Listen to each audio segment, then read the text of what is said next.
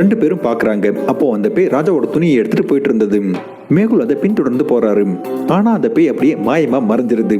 இது ரொம்ப இன்ட்ரெஸ்டிங். இது எப்படி சாத்தியம்? ரெண்டு பேரும் பாக்குறாங்க. அப்போ அந்த பேய் ராஜாலுமே இது அந்த ராஜாவோட பேய் தானா? அப்ப மேகுலுக்கு சயின்டிஸ்ட் புல்புலியோட கால் வருது. அவர் மேகுல வர சொல்றாரு. சயின்டிஸ்ட் கிட்ட போறதுக்காக அங்க அவரு ஒரு பசில செஞ்சு வச்சிருந்தாரு. உங்களால இதை பார்த்து சொல்ல முடியுமா? ABCD எந்த வழியில போனா சயின்டிஸ்ட் அடைய முடியும்னு நல்லா யோசிச்சு பதில் சொல்லுங்க.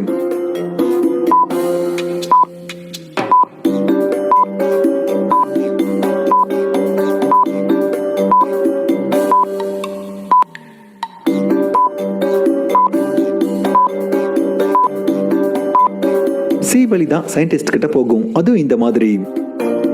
மேகுல் சி வழியை தேர்ந்தெடுத்து சயின்டிஸ்ட் கிட்ட போயிடுறாரு. சயின்டிஸ்ட் மேகுல் கிட்ட சொல்றாரு, அவரு ரொம்பவே விசித்திரமான ஒரு ரோபோட்டை கண்டுபிடிச்சிருக்கிறதா. அதால அப்படியே மாயமா மறைய முடியும். அது சின்னதா இருக்கிறதால காத்துலயும் பறக்க முடியும். அப்போ சயின்டிஸ்ட் மேகுலுக்கு அந்த ரோபோட்டோட சாம்பிளையும் காட்டுறாரு. இன்ட்ரெஸ்டிங். அப்ப இதால மாயமா மறையவும் முடியும், பறக்கவும் முடியுமா? ராஜா பீம்சேனுக்கும் இந்த ரோபோட்க்கும் எந்த ஒரு சம்பந்தமும் இல்லைன்னு நினைக்கிறேன்.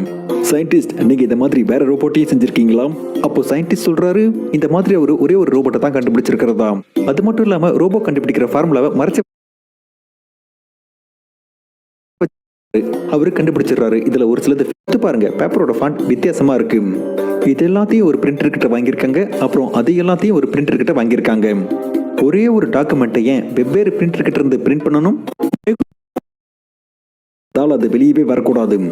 மேகுல் உடனே அடுத்த மியூசியம்க்கு கிளம்பி போறாரு. அப்புறம் சீக்கிரமாவே அடுத்த மியூசியம்க்கு வந்துடுறாரு. அப்புறம் போலீஸோட உதவியால அங்க ஒரு மெட்டல் ரூமை உருவாக்குறாரு.